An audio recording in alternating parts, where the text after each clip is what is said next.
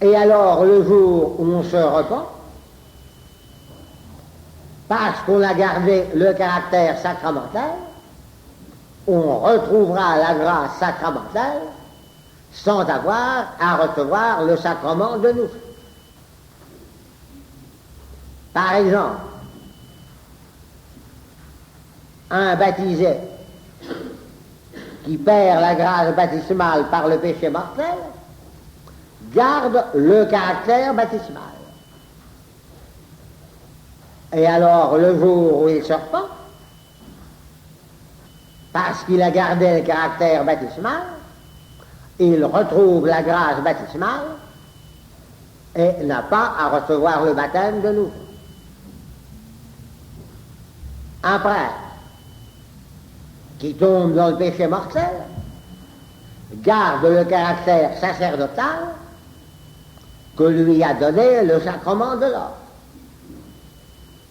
Et le jour où il se repent, il retrouve par là la grâce sacerdotale sans avoir à recevoir le sacrement de nouveau. Ce caractère sacramentel est un pouvoir pour exercer certaines fonctions dans l'Église. Et ce pouvoir, on le conserve même si on tombe dans le péché, même si on perd l'état de grâce. J'ai comparé tout à l'heure la grâce sacramentelle au cas d'un fils qui ressemble visiblement à son père.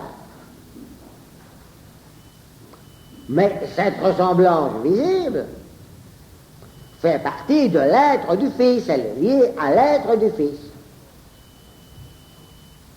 Le caractère sacramentel, on pourrait le comparer à un uniforme qui ne change rien à ce qu'on est, qu'on a sur soi. Mais cet uniforme vous habilite à exercer certaines fonctions. Eh bien, le caractère sacramentel ne nous change pas intérieurement. C'est la grâce sacramentelle qui nous change intérieurement. Le caractère sacramentel n'est qu'un pouvoir à exercer validement des fonctions.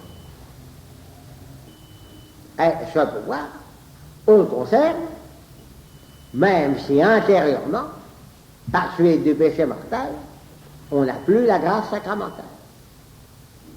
Le caractère baptismal, c'est le pouvoir de recevoir les 6 autres sacrements qu'on ne peut pas recevoir sans être baptisé. Et c'est le pouvoir d'exercer l'ensemble des actes de la vie de l'Église. Mais le caractère de la confirmation, c'est le pouvoir d'agir dans l'Église en membre adulte et militant. Et quant au caractère sacramentel du sacrement de l'ordre, ce sont avec ces 3 degrés les pouvoirs propres au diacre, propres au prêtre et propres à l'évêque. Par exemple, le caractère sacerdotal, c'est le pouvoir qu'a le prêtre de changer le pain en corps du Christ et le vin en sang du Christ dans la consécration de l'Eucharistie. Eh bien, même si le prêtre est en état de péché mortel et n'est plus en état de grâce, il garde, rien ne peut lui enlever, le pouvoir de changer le pain en corps du Christ et le vin en sang du Christ, en disant ceci est mon corps, ceci est la coupe de mon sang. C'est un point très important de savoir que la validité des sacrements est indépendante de la sainteté personnelle du ministre. Autrement, on ne saurait jamais si on reçoit les sacrements validement. Mais la validité des sacrements est indépendante de la sainteté personnelle du ministre. Un prêtre en état de péché mortel exerce validement ses fonctions de prêtre. Et de même, la validité des sacrements est indépendante de la foi personnelle du ministre. Un prêtre qui n'a plus la foi continue à exercer validement son sacerdoce. Du moment qu'il a été validement ordonné, s'il dit sur du pain ceci est mon corps et sur du vin ceci est mon sang, il a beau ne plus y croire, le pain est changé en corps du Christ et le vin est changé en sang du Christ. Parce que la validité des sacrements est indépendante de la foi personnelle du ministre. Et heureusement qu'il en est ainsi, car autrement on ne saurait jamais si les sacrements sont valides. Car on ne peut jamais savoir ce qu'est la foi personnelle du ministre. Mais la validité des sacrements est indépendante de la foi personnelle du ministre.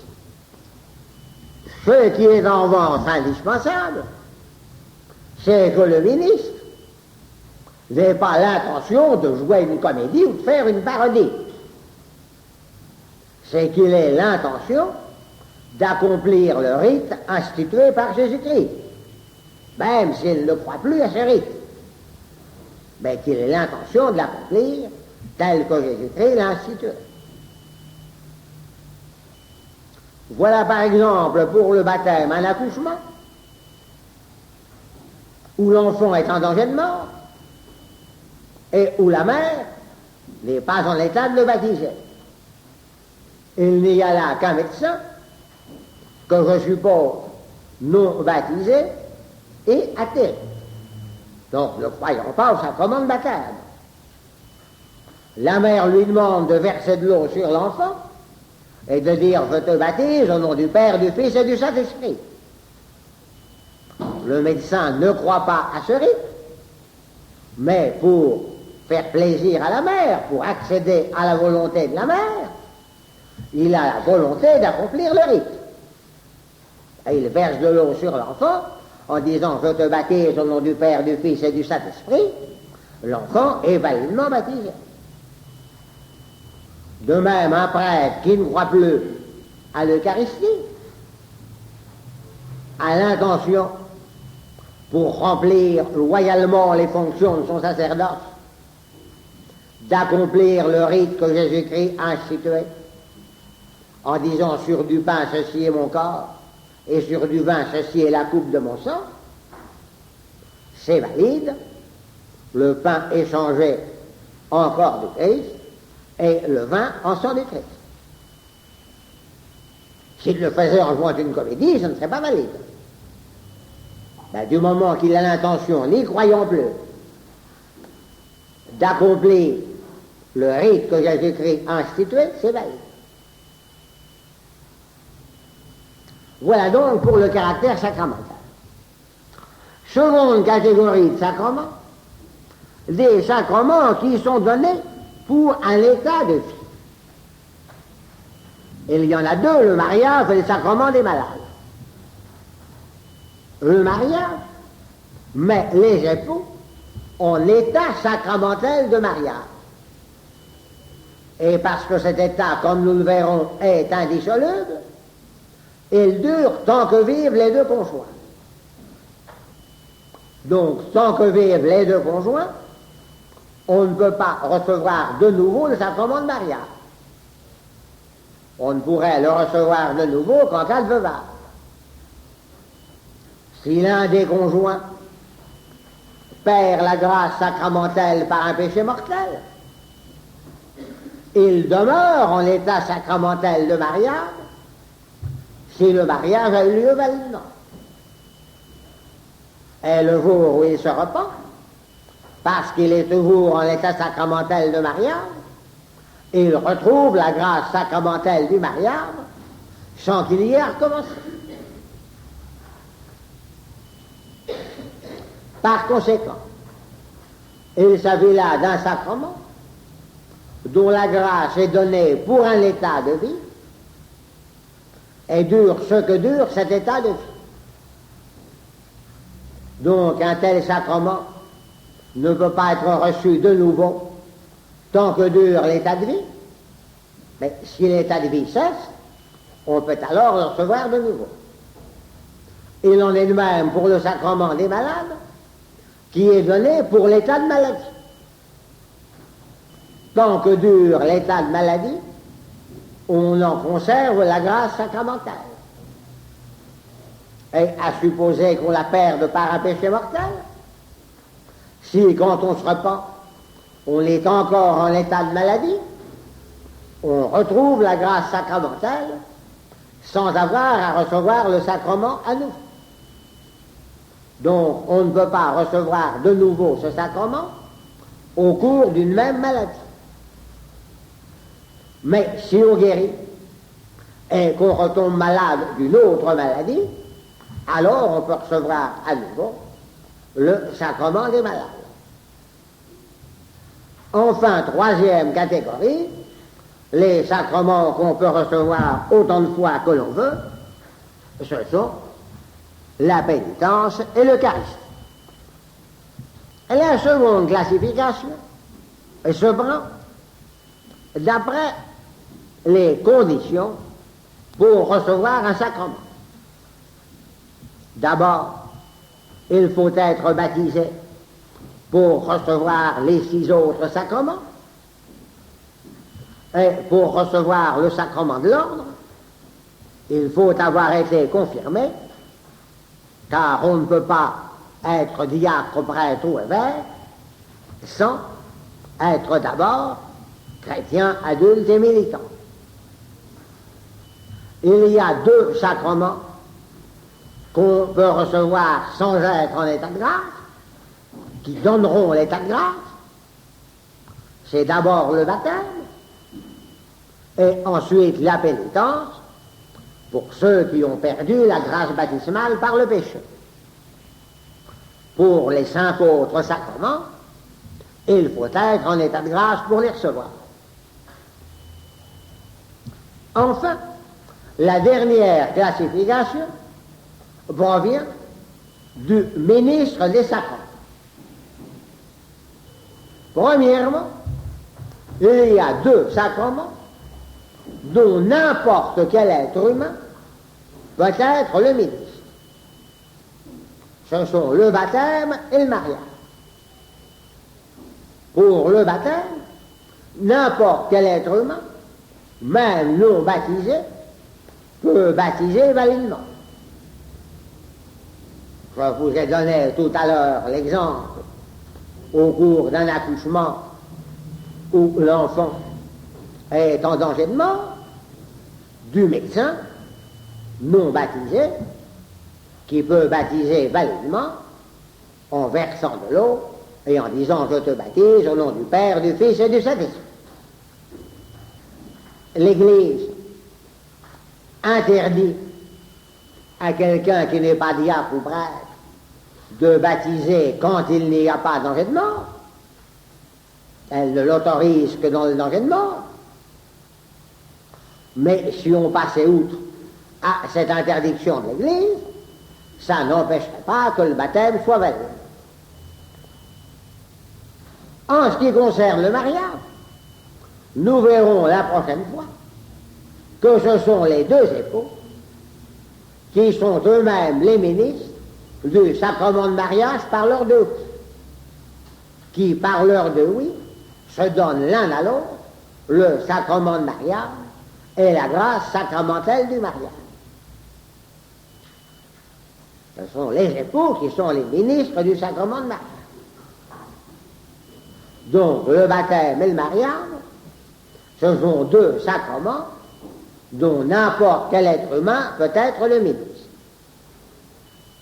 Pour les 5 autres sacrements, il faut un prêtre pour en être le ministre. Et pour le sacrement de l'ordre, il faut un évêque. Un prêtre qui n'est pas évêque ne pourrait pas être ministre du sacrement de l'ordre, ça ne serait pas valide. Il y a un cas plus particulier pour la confirmation.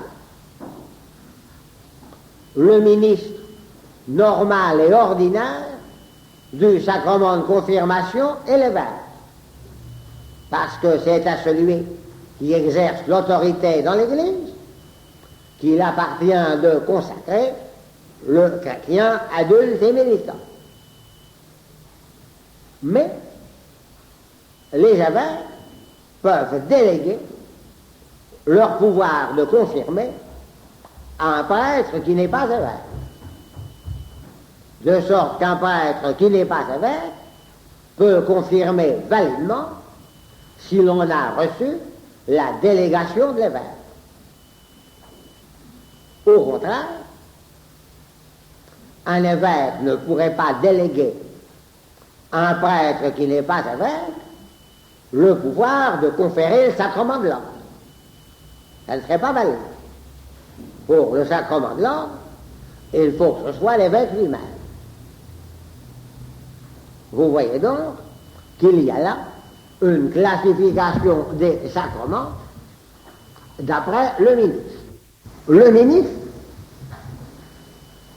est l'instrument dont Jésus-Christ se sert pour réaliser les sacrements et communiquer la grâce sacramentale. Jésus-Christ a besoin du ministre comme d'instrument pour prononcer les paroles et réaliser les gestes du sacrement. Mais le ministre n'est qu'un instrument. C'est Jésus-Christ qui opère les sacrements. Le ministre n'est qu'un instrument. Il fait partie de la causalité instrumentale du sacrement. Et c'est parce que le ministre n'est qu'un instrument, c'est parce qu'il n'a pas d'action personnelle, que je vous ai dit tout à l'heure que la validité des sacrements est indépendante de la foi personnelle du ministre et de la sainteté personnelle du ministre. Elle est valide du moment que le ministre remplit son rôle d'instrument. Par exemple, prononce exactement les paroles qu'il a prononcées. Mais il faut, pour que ce soit valide, que ce soit un ministre ayant le pouvoir. Ce pouvoir appartient à tout être humain, nous venons de le voir, pour le baptême et le mariage, les 5 autres sacrements, il n'appartient qu'à un prêtre. Et pour la confirmation, qu'un prêtre ayant reçu délégation d'un évêque, et pour l'ordre, le pouvoir n'appartient qu'à un évêque. Mais il suffit que ce soit un ministre ayant le pouvoir. Ce pouvoir, lui, fait partie de la condition de validité des sacrements. Alors voilà ce qu'il y avait à voir à propos de la classification des sacrements.